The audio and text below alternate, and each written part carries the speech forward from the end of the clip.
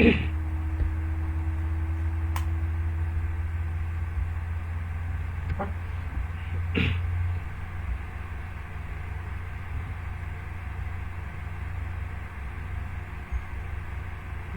রহমানির রহিম।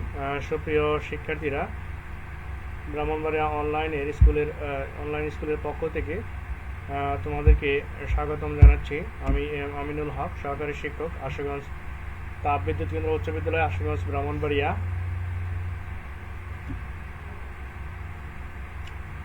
সুপ্রিয় অষ্টম শ্রেণীর শিক্ষার্থীরা, আজকে তোমাদেরকে কম্পিউটার ভাইরাস নিয়ে আমরা আলোচনা করতে যাচ্ছি। তো সুপ্রিয় শিক্ষার্থীরা, আজকে আমরা কয়েকটা স্পেসিফিক লক্ষ্য লার্নিং আউটকাম আছে আমাদের আজকের ক্লাসে। সেটি হলো যে কম্পিউটার ভাইরাস কাকে বলে, কম্পিউটার ভাইরাসের প্রকারভেদ এবং কম্পিউটার ভাইরাসের ক্ষতিকর দিকগুলো কী কী সেগুলো শনাক্ত করতে পারবে, ইত্যাদি ইত্যাদি। তো সুপ্রিয় শিক্ষার্থীরা, কম্পিউটার ভাইরাস কি? যে কম্পিউটার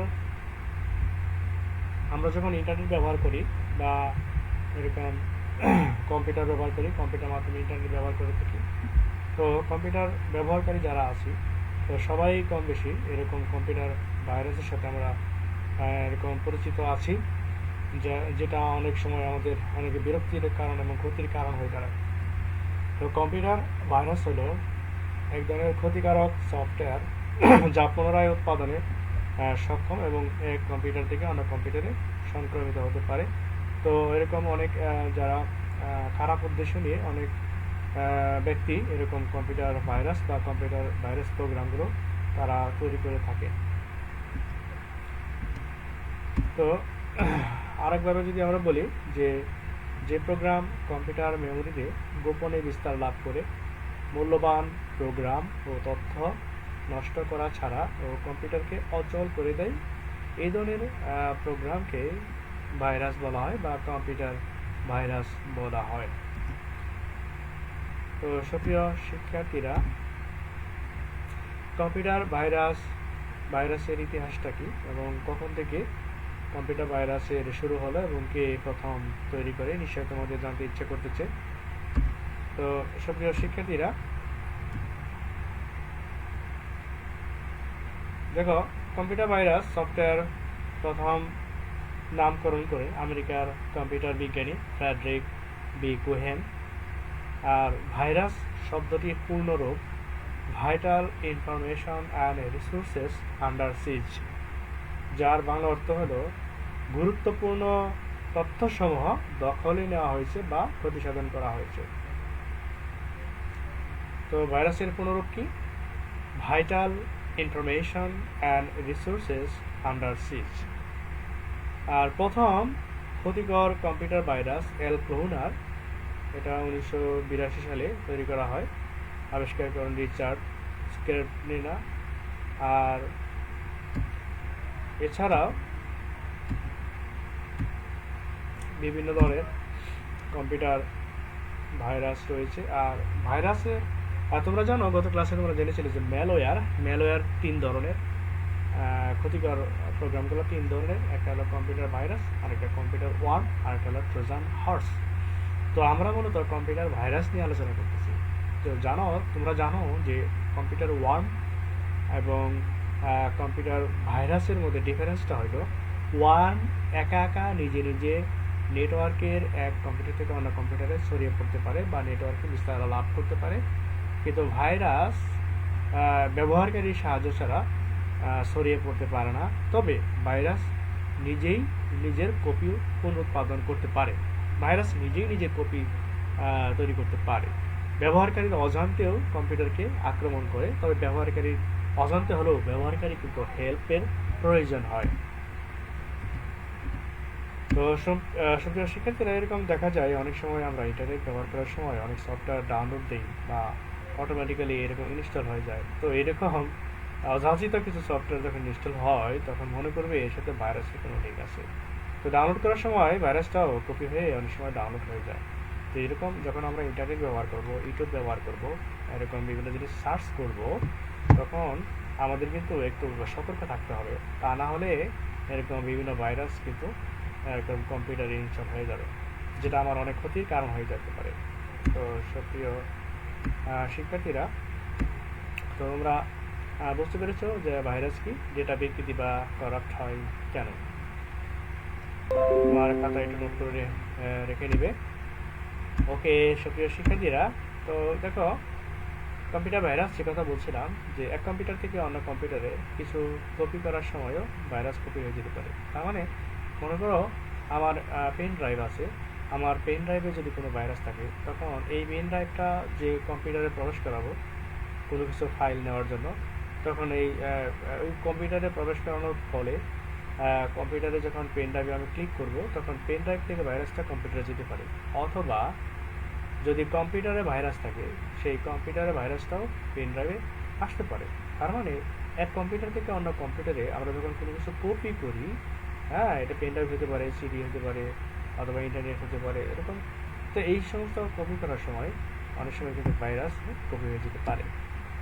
তো শিক্ষার্থীরা, আমাদের অতি পরিচিত কিছু ভাইরাস চিত্র তোমরা দেখতে পাচ্ছ, যে ইমেল ভাইরাস আছে, কম্পিউটার ভাইরাস এনসাইক্লোপিডিয়া, হ্যাঁ, কম্পিউটার ভাইরাস এনসাইক্লোপিডিয়া।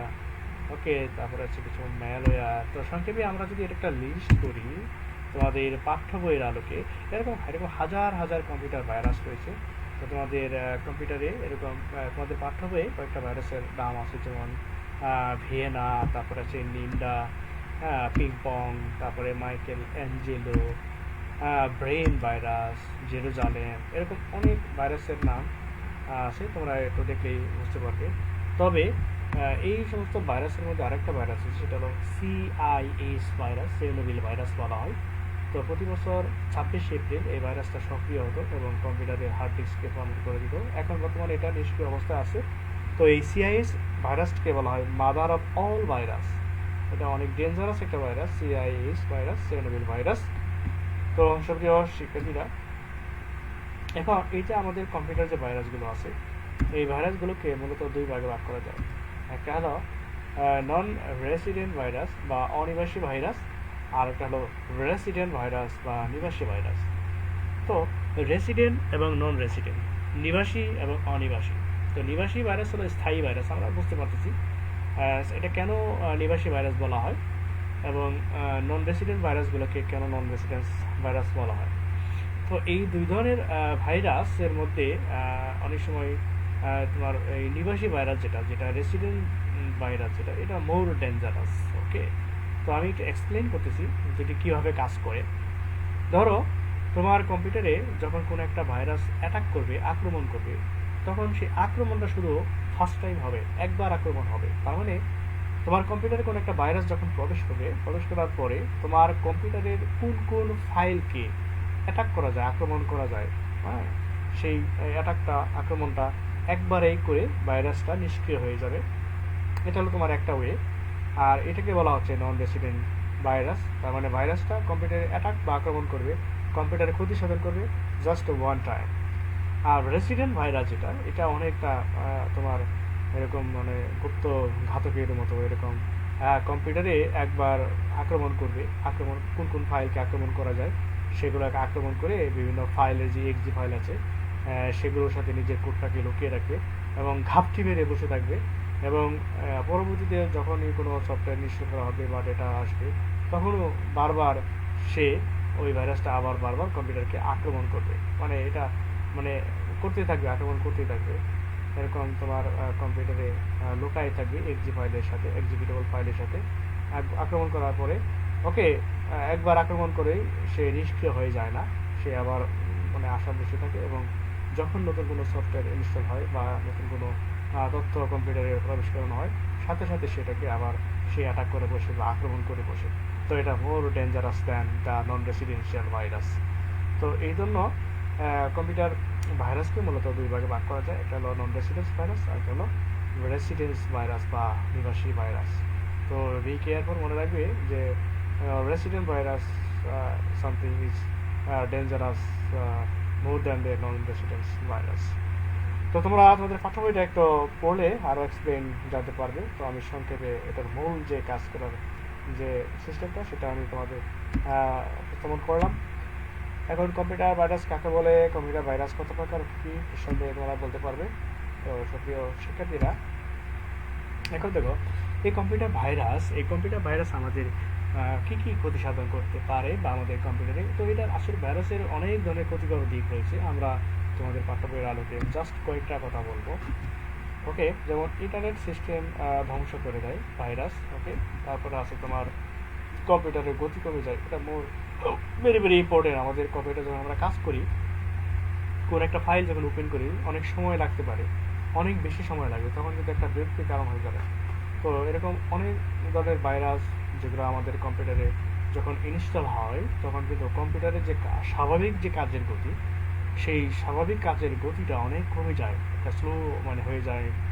অনেক সময় কম্পিউটার ওপেন হয় না, এরকম কম্পিউটার ঘন ঘন এরকম রিস্টার্ট দিতে পারে। হ্যাঁ, এরকম নানান ধরনের কম্পিউটারের সমস্যা হয়। কম্পিউটার হ্যাং হয়ে যায়। কম্পিউটার হ্যাং বলতে, কম্পিউটার ধরো তুমি কম্পিউটার চালু করছো, চালু পুরোপুরি হয়নি, এরকম মাঝ পথে এটা আটকে থাকে, এটাকে বলা হয় কম্পিউটার হ্যাং হয়ে যায়। অথবা তোমার কম্পিউটার চালু আছে, চালু অবস্থায় আর কোনো কাজ করতেছে না, হ্যাঁ, মাঝখানে এটা আটকে যাচ্ছে, অনেক সময় এটা হ্যাং হয়ে যাচ্ছে। তো এরকম কম্পিউটার হ্যাং হয়ে যায় ভাইরাসের কারণে, এটা অনেক সময় হয়। তারপরে মেমোরির কার্যক্ষমতা ধ্বংস করে। আমাদের যে কম্পিউটারের যে মেমোরিগুলো আছে, অনেক সময় ডেঞ্জারাস ভাইরাস যেগুলো মেমোরিকে এরকম কার্যক্ষমতা ধ্বংস করতে পারে। যেমন সিআইএস ভাইরাস যেটা বলেছিলাম, সেটা 26শে এপ্রিল, এরকম আগে প্রতি বছর 26শে এপ্রিল কম্পিউটারের যে হার্ড ডিস্ক আছে, সেই হার্ড ডিস্কটাকে সে ফরম্যাট করে ফেলতো। তো এরকম কম্পিউটার ভাইরাসের আরও নানান ধরনের এরকম ক্ষতিকর দিক আছে। সাপোজ তোমার কম্পিউটারে মনে করো একটা গুরুত্বপূর্ণ ফাইল আছে, তথ্য আছে, তো এমন কিছু ভাইরাস আছে সেই ফাইলটা একবারে করাপ্ট করে ফেলবে, সেই ফাইলের তথ্যকে বিকৃত করে ফেলবে। হ্যাঁ, এরকম যে অক্ষরে লেখা আছে সেই অক্ষরটা অন্য অক্ষর দ্বারা পরিবর্তন হয়ে যাবে, এটাকে বলা হয় ডেটা করাপ্ট বা বিকৃত বলা হয়, ফাইল বিকৃত বলা হয়। অথবা তোমার যদি কোনো ভিডিও থাকে, সেই ভিডিওটা আর চালু হবে না, অডিও থাকলে অডিওটা আর চলবে না। তো এরকম কম্পিউটারের নানান ধরনের ক্ষতিকর কাজগুলো করে থাকে কম্পিউটার ভাইরাস। তো সুপ্রিয় শিক্ষার্থীরা, কম্পিউটার কিভাবে ভাইরাসে আক্রান্ত হয়। কম্পিউটারে ভাইরাস আক্রমণের অনেকগুলো ওয়ে আছে। যেমন ইন্টারনেট থেকে সফটওয়্যার ডাউনলোড করলে, তো অবশ্যই সব ধরনের সফটওয়্যারের সাথে যে ভাইরাসের লিঙ্ক থাকবে সেটা নয়। তো কিছু কিছু মানে সফটওয়্যার আছে যেগুলো বিশেষ করে ফ্রি সফটওয়্যার যেগুলো আছে, সেগুলোর সাথে এরকম অনেক সময় ভাইরাসের লিঙ্ক থাকে এবং সেগুলো ইনস্টল করলে আমাদের ভাইরাসটা ডাউনলোড হয়ে ইনস্টল হয়ে যায়। তো আমাদের ইমেইলের সাথে আমরা পরিচয় আছে, আমরা ইমেইল ব্যবহার করে থাকি। তো ইন্টারনেটের মাধ্যমে যখন ইমেইল আমরা গ্রহণ করে থাকি, সেই ইমেইলের মধ্যে অনেক সময় স্প্যাম থাকে অথবা ভাইরাসের লিঙ্ক দেওয়া থাকে, যেগুলোতে আমরা ক্লিক করলে ইমেইলের মাধ্যমে ভাইরাস ছড়িয়ে পড়তে পারে। তো মোবাইলে মেমোরি ব্যবহার করলে, মোবাইলের মেমোরি কার্ড, মোবাইলে আমরা যে মেমোরি ব্যবহার করি, মোবাইলে যে ইন্টারনেট ব্যবহার করে থাকি, এটাতে কিন্তু অনেক বেশি পরিমাণে ভাইরাস থাকতে পারে। আরেকটা হচ্ছে ভাইরাস আছে এমন যদি কোনো পেনড্রাইভ থাকে, সিডি থাকে, ডিভিডি থাকে বা ডিস্ক থাকে, সেই ডিস্কটা যদি কম্পিউটারে প্রবেশ করে ফাইল কপি করি, তখন সেই ডিস্ক থেকে বা পেনড্রাইভ থেকে কম্পিউটারে ভাইরাস প্রবেশ করতে পারে, অথবা কম্পিউটার থেকে ওই পেনড্রাইভে ভাইরাস প্রবেশ করতে পারে। তো এরকম আমরা যখন কম্পিউটারে পেনড্রাইভ ব্যবহার করব, বিভিন্ন ধরনের ডিস্ক ব্যবহার করব, মেমোরি কার্ড ব্যবহার করব, তো আমাদের সেটাকে অবশ্যই খেয়াল রাখতে হবে যে এটা ভাইরাস আক্রমণ করেছি কি না। এই জন্য সবচেয়ে বেটার ওয়ে হলো, আমরা যখন কোনো পেন ড্রাইভ কম্পিউটার প্রবেশ করাবো, কম্পিউটার আমাদেরকে অ্যান্টিভাইরাস সফটওয়্যার ব্যবহার করতে হবে। অ্যান্টিভাইরাসের মাধ্যমে যদি আমরা স্ক্যান করে পেন ড্রাইভটা ইউজ করি, তখন ভাইরাস থেকে নিস্তার হতে পারি। তো সুপ্রিয় শিক্ষার্থীরা, কম্পিউটার ভাইরাসে আক্রান্ত হয়েছে আমরা এটা কীভাবে বুঝতে পারবো, যেটা একটু আগে আরও এক্সপ্লেন করেছিলাম বা বলেছিলাম যে কম্পিউটার ভাইরাসের যে ক্ষতিকর দিকগুলো, মূলত সেই ক্ষতিকর দিকগুলো যখন আমরা বুঝতে পারবো, তখনই বুঝতে পারবো যে কম্পিউটারে ভাইরাসের আক্রমণ হয়েছে। যেমন কম্পিউটার হঠাৎ হঠাৎ হ্যাং হয়ে যাবে, বা কম্পিউটার বন্ধ হয়ে যাবে বা শাটডাউন হয়ে যাবে, চালু অবস্থায় বন্ধ হয়ে যাবে। তারপরে কম্পিউটারে যে স্পিড ছিল আগে, সেই স্পিডটা অনেক কমে যাবে। প্রোগ্রাম লোড টাইম অনেক বেড়ে যাবে। কোনো একটা সফটওয়্যার যদি আমরা চালু করি, সেটা চালু হতে অনেক বেশি সময় লাগবে। বিভিন্ন ধরনের এরর মেসেজ বার্তা প্রদর্শিত হবে। তারপরে কম্পিউটারের বিভিন্ন ফাইল ঠিকমতো ওপেন হবে না, এবং কম্পিউটারের মধ্যে যে বিভিন্ন লেখা থাকবে সেই লেখাটা বিকৃত হয়ে যাবে, করাপ্ট হয়ে যাবে। তারপরে অযাচিত এরকম মেসেজ আসতেই থাকবে। তো এরকম বিভিন্ন নমুনা আছে। মোট কথা হলো কম্পিউটার স্বাভাবিকভাবে যেরকমভাবে কাজ করেছিল সেই কাজটা সেরকমভাবে হবে না, কাজটির গতি কমে যাবে, অথবা বিভিন্ন ধরনের অযাচিত কিছু মেসেজ বা বার্তা প্রদর্শিত হবে। তার মানে কম্পিউটার ঠিকমতো কাজ হয়তো করবে না। এরকম বিভিন্ন সিম্বল বা সাইন দেখলে আমরা বুঝতে পারবো যে আমার কম্পিউটারটা ভাইরাসে আক্রান্ত হয়েছে। তো সুপ্রিয় শিক্ষার্থীরা, তোমাদের ভাইরাস কম্পিউটারের সিস্টেমের কাজকে কী কী ক্ষতি সাধন করতে পারে জাস্ট একটু নোট করে নেবে। তো এখানে তোমাদের আমি একটা জিনিস বলতে চাই যে তোমাদের নিশ্চয়ই প্রশ্ন থাকতে পারে যে আমরা কম্পিউটার ভাইরাস থেকে নিস্তার পাবো কীভাবে কম্পিউটার ভাইরাস থেকে আমরা রক্ষা পেতে পারি। তো এটা এই জন্য আমাদের সবসময় কম্পিউটারে যারা আমরা কম্পিউটারে অনেক গুরুত্বপূর্ণ কাজ করি, যাদের আমাদের কম্পিউটারে গুরুত্বপূর্ণ ফাইল থাকে, তো আমাদের অ্যান্টিভাইরাস সফটওয়্যার ব্যবহার করতে হবে। তো এখানে ফ্রি কিছু অ্যান্টিভাইরাস সফটওয়্যার ব্যবহার পাওয়া যায়, তবে আমরা ফ্রি সফটওয়্যার দিকে যাব না। আমরা চেষ্টা করব যেগুলো পেইড যে সফটওয়্যার আছে, যেগুলো টাকা দিয়ে কিনতে হয় অ্যান্টিভাইরাস সফটওয়্যার, তো সেগুলো আমরা ব্যবহার করতে পারি। এরকম আমরা ক্যাসপারস্কি অ্যান্টিভাইরাস সফটওয়্যার আছে, নর্টন আছে, অ্যাভাস্ট আছে, এভিজি আছে, বিভিন্ন ধরনের এরকম অ্যান্টিভাইরাস সফটওয়্যার বাজারে অ্যাভেলেবল পাওয়া যায়। তো আমরা ক্যাসপারস্কি অ্যান্টিভাইরাস সফটওয়্যার ব্যবহার করতে পারি। তো এটা একটা কম্পিউটারের জন্য 1 বছরের জন্য এরকম 5 থেকে 600 টাকা লাগবে, এবং যদি 3 জনে মিলে আমরা অ্যান্টিভাইরাস সফটওয়্যার কিনি তাহলে আমাদের অনেক সময় দেখা যায় যে 1200 টাকা দিয়ে 1 বছরের জন্য আমরা অ্যান্টিভাইরাস ব্যবহার করতে পারি। তো হয়তো তোমার 4 থেকে 600 টাকা 1 বছরে খরচ হবে, বাট এই অ্যান্টিভাইরাস সফটওয়্যার যদি ব্যবহার করো তাহলে তোমার কম্পিউটারটা সিকিউর থাকবে, কম্পিউটারের হয়তো বিভিন্ন ক্ষতি থেকে তুমি রক্ষা পাবে। তো অ্যান্টিভাইরাস সফটওয়্যার বাজারে কিনে পাওয়া যায়, অথবা অনলাইনেও অনেক সময় কেনা যায়।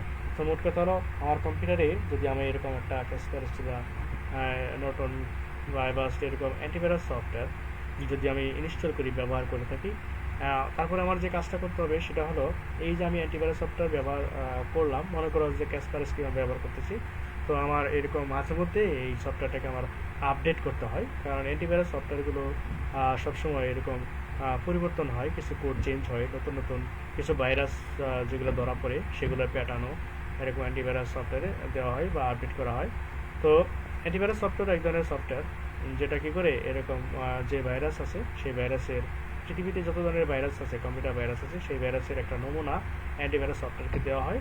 তখন সেই অ্যান্টিভাইরাস সফটওয়্যার কী করে স্ক্যান করে যে কোনো ভাইরাস আক্রমণ করেছে না কম্পিউটার, তবে সেটা এই প্যাটার্নের সাথে যখন মিলে যায় তখন সে বুঝতে পারে যে এটা একটা ভাইরাস, এবং সেই ভাইরাসটাকে সে নির্মূল করে দেয়। তো অ্যান্টিভাইরাস সফটওয়্যার কম্পিউটার যেন একটা গার্ড স্বরূপ হিসেবে কাজ করে থাকে। তো যখন কোনো ইন্টারনেট থেকে কোনো ভাইরাস ইনস্টল হওয়ার চেষ্টা করবে, তখন অ্যান্টিভাইরাস সফটওয়্যার অটোমেটিক্যালি সেটাকে ডিটেকশন করবে, শনাক্ত করবে, এবং সেটাকে চিহ্নিত করবে, সেটাকে ধ্বংস করে দেবে।